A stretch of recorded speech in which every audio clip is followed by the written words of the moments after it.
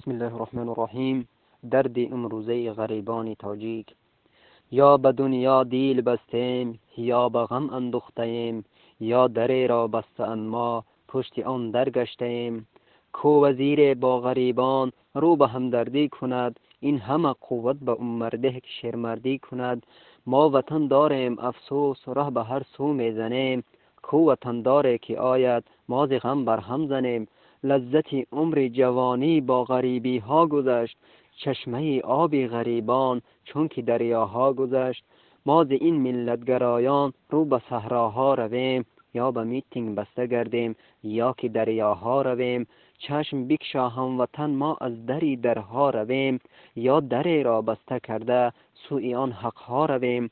ما گناهگاریم وطن از تو جدایی میکنیم، یا غریبیم و دیگر نااعتباری میکنیم. ظلمت امروزه قدرت مداران رو به اوج، پرچمی دوستی ندارن خلق تاجیک روی رنج. این صدا بر روی دنیا پهن گردد با زبان، ملت تاجیک بفخرت از تمدن در جهان. گرچه بهتر است برایم خلق تاجیک با صدا، یا دری را بشکنند یا سوی حق فریادها.